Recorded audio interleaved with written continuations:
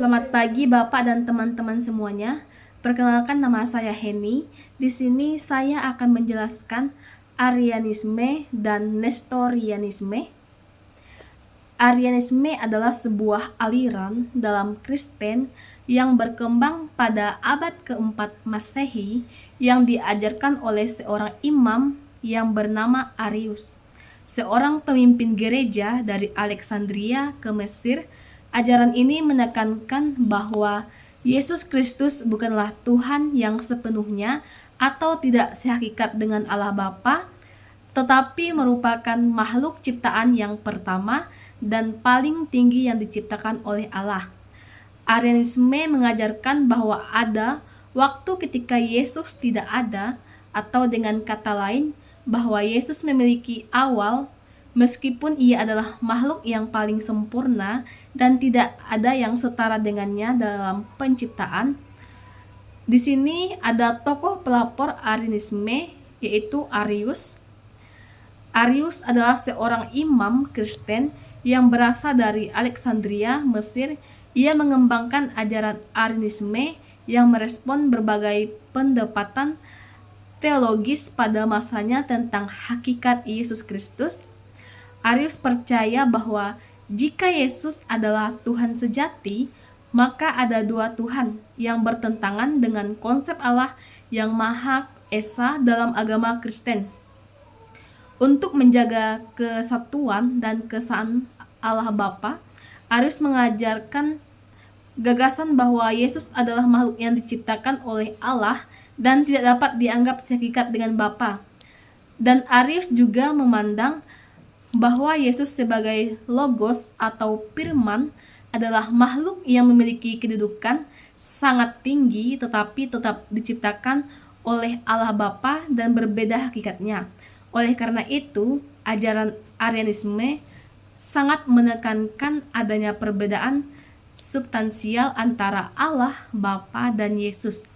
Ajaran Arianisme ini yang menentukan gereja.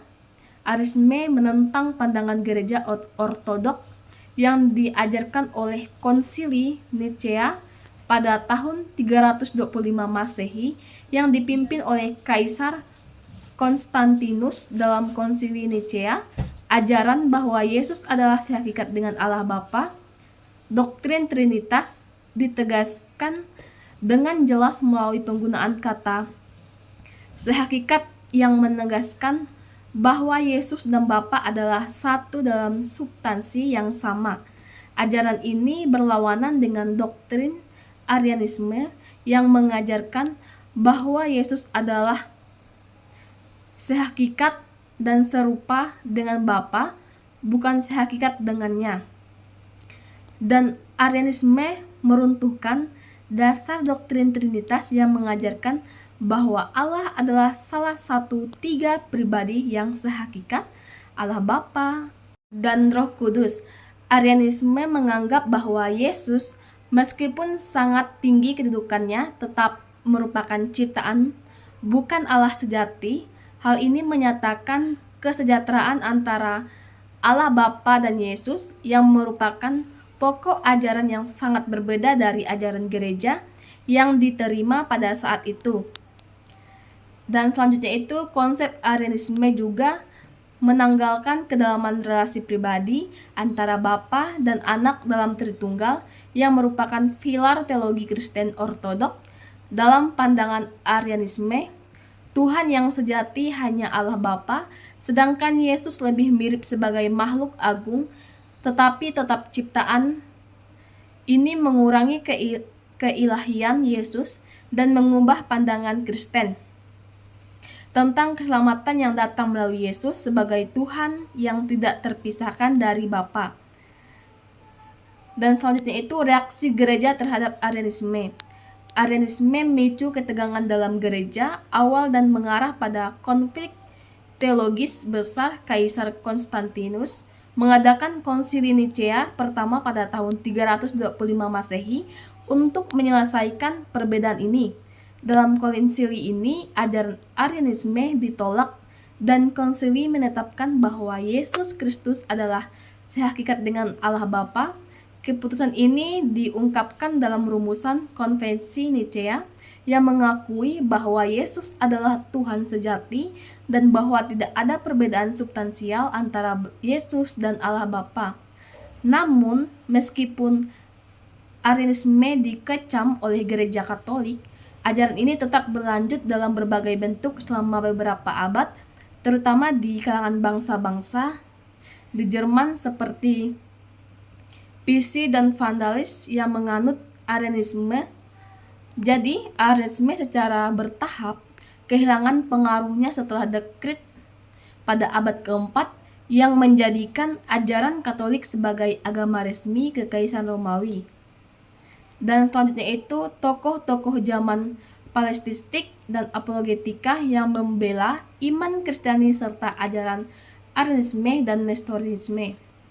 Pada masa awal kekristenan, para apologet memainkan peran penting dalam membela iman Kristiani terhadap berbagai ajaran sesat, termasuk Arianisme dan Nestorisme. Para apologet ini tidak hanya mempertahankan doktrin Kristiani terhadap serangan dari luar, tetapi juga melawan ajaran-ajaran yang dianggap sesaat dan dari dalam komunitas Kristen sendiri. Beberapa tokoh penting dalam sejarah ini adalah Athanasius Arius dari Alexandria dan Nestorius.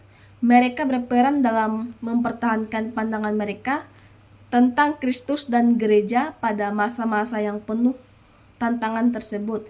Dan yang pertama itu ada Athanasius dari 296 sampai 373 Masehi, pembela ajaran Trinitas terhadap Arianisme.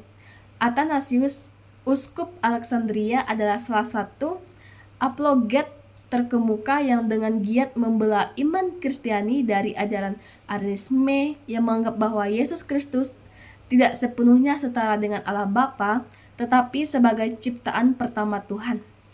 Arianisme mengajarkan bahwa Yesus sebagai putra Allah adalah makhluk yang lebih rendah daripada Allah Bapa, yang mengancam pemahaman gereja tentang Trinitas sebagai satu substansi yang sama dalam tiga pribadi yang berbeda, Bapa, Anak, dan Roh Kudus. Athanasius adalah pembela utama dari doktrin Trinitas yang benar. Ia menegaskan bahwa Yesus Kristus adalah satu substansi dengan Allah Bapa, yang berarti bahwa Yesus adalah sepenuhnya, bahwa Yesus adalah sehakikat dengan Bapa. Satu substansi ajaran Arianisme ini kemudian dikecam secara resmi dalam Konsili Nicea 325 Masehi yang dipimpin oleh Kaisar Konstantinus dan dihadiri oleh banyak pemimpin gereja termasuk Athanasius.